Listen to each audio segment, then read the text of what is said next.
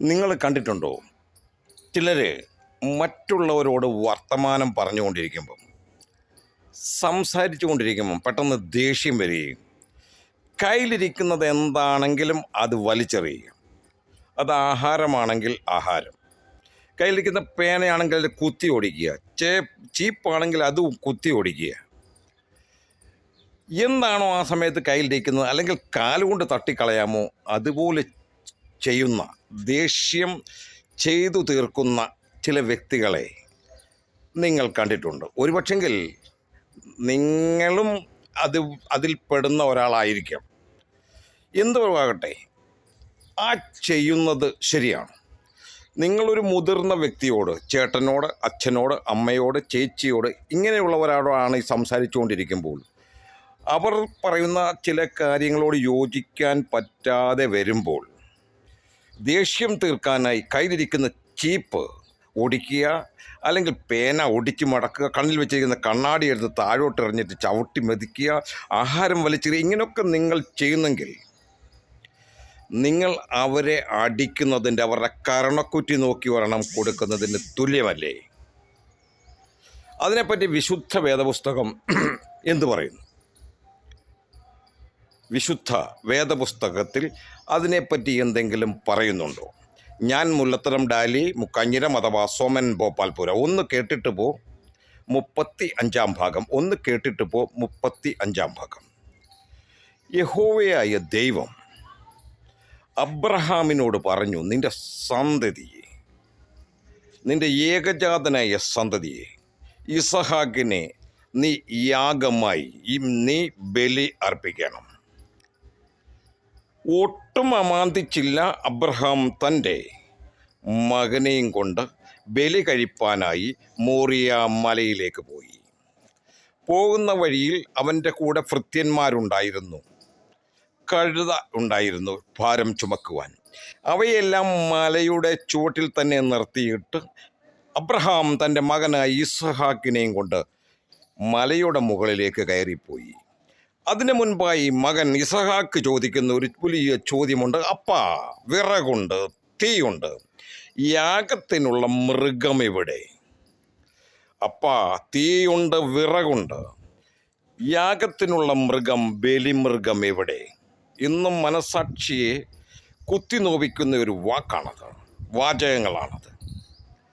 അപ്പൻ മറുപടി പറഞ്ഞു, അബ്രഹാം മറുപടി പറഞ്ഞു, അവൻ കരുതിക്കൊള്ളും. അതെ, കരുതുന്ന ഒരു ദൈവത്തിലാണ് അവൻ വിശ്വസിക്കുന്നതെന്ന് പൂർണ്ണ വിശ്വാസമുള്ള അബ്രഹാം അവൻ കരുതും എന്ന് പറഞ്ഞപ്പോൾ തന്നെ ആ മലയുടെ മറ്റൊരു വശത്തു നിന്നും ഒരു കോലാട്, ഒരു ആട് മുകളിലേക്ക് കയറുന്നുണ്ടായിരുന്നു.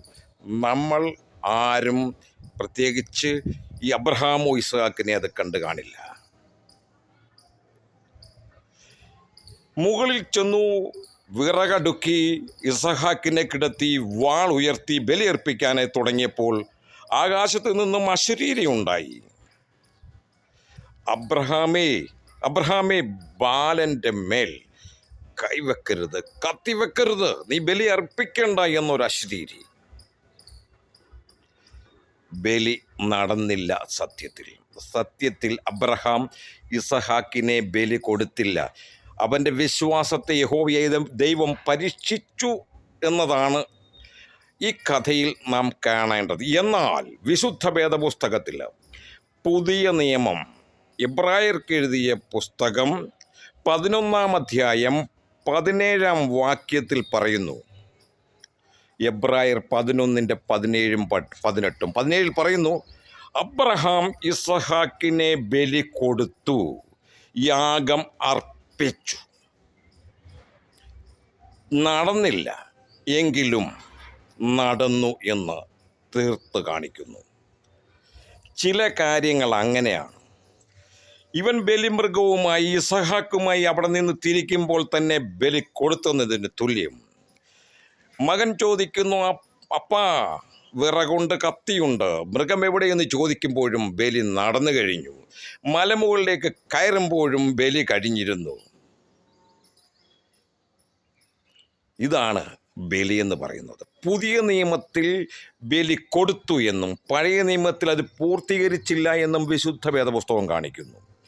ഞാൻ പറഞ്ഞു വന്നത്, കഴിഞ്ഞ ദിവസം ഉദയ്പൂർ ഒരു ബസ് സ്റ്റാൻഡിൽ, പ്രൈവറ്റ് ചേട്ടക് ബസ് സ്റ്റാൻഡിൽ ഞാൻ ഇരിക്കുമ്പം അപ്പനും മകനും തർക്കിക്കുന്ന ഒരു രംഗം ഞാൻ കണ്ടു.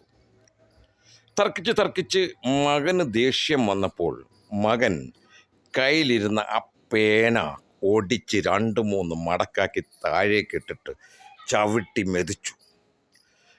അപ്പൻ്റെ മുഖഭാവം ഒന്ന് കാണാൻ നിർനിമേഷമായി നിൽക്കുന്ന അപ്പൻ, എന്ത് മറുപടി പറയണമെന്നറിയാതെ നിൽക്കുന്ന അപ്പനെ ഞാൻ കണ്ടു. മകൻ ദേഷ്യം കയറിയ പേന ഒടിച്ച് താഴെ ഇട്ടിട്ട് ചവിട്ടി മെതിക്കുക. എൻ്റെ വീഡിയോ കാണുന്ന നിങ്ങളോട് ഞാനൊന്ന് ചോദിക്കട്ടെ, ബലി അർപ്പിച്ചിട്ടില്ല എങ്കിലും പുതിയ നിയമം പറയുന്നു ബലി അർപ്പിച്ചു. ഇവൻ അപ്പൻ്റെ കർണക്കുറ്റിക്ക് അടിച്ചില്ല. ആ ദേഷ്യം തീർത്തത് ആ പേനയോട് ഒടിച്ച് മടക്കി 2-3 കഷ്ണമാക്കി താഴേക്കിട്ടു. എന്ത് വിചാരിക്കണം, എന്ത് വിശ്വസിക്കണം?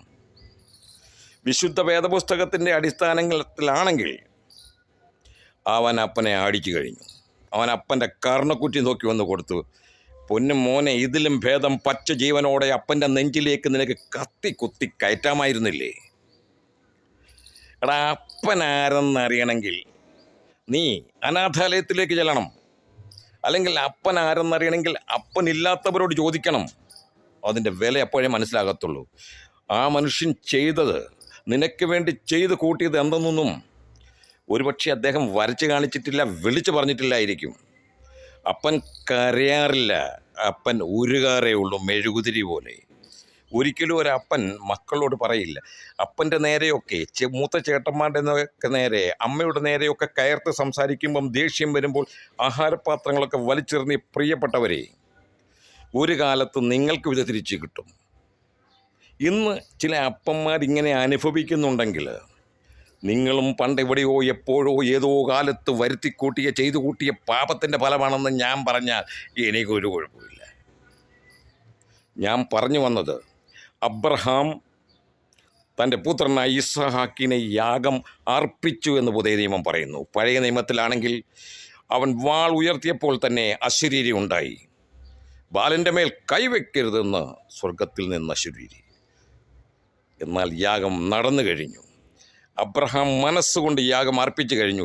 ഇവിടെ ഈ മകൻ അപ്പൻ്റെ നേരെ ആ പേന പിടിച്ച് 3-4 കഷ്ണമായി ഒടിച്ച് മടക്കിയപ്പോൾ തന്നെ അപ്പന് നേരെ നീ ചെയ്യാനുള്ളത് ചെയ്തു കഴിഞ്ഞു. വേണ്ട, എൻ്റെ വീഡിയോ കാണുന്ന പ്രിയപ്പെട്ട മക്കളെ, അത് നിൻ്റെ ചേട്ടനാകാം, നിൻ്റെ അമ്മയോടാകാം, നിൻ്റെ അച്ഛനോടാകാം. നീ ഇങ്ങനെയൊക്കെ കാണിക്കുന്നത് വിശുദ്ധ വേദപുസ്തകം പറയുന്നത് നീ ചെയ്തതിന് തുല്യമാണ്. ഒരു കാലത്ത് വേണ്ടി നിനക്ക് ജീവിച്ചവരായവരൊക്കെ ഒരുപക്ഷെ അയൽവക്കത്തുള്ളവരായിരിക്കാം, അപ്പോൾ പറയും ഈ സ്വന്തം രക്തബന്ധത്തിലുള്ളവരല്ലായിരിക്കാം. എങ്കിൽ പോലും മാന്യതയ്ക്ക് അർഹപ്പെട്ടവരാണെങ്കിൽ നിനക്ക് ദേഷ്യം വരുമ്പോൾ പാത്രമൊക്കെ വലിച്ചെറിയുക, റൊട്ടി അപ്പക്കഷ്ണങ്ങൾ വലിച്ചെറിയുക, ഇതുപോലെയൊക്കെ നീ കാണിക്കുന്നതുണ്ടല്ലോ, ശരിയല്ല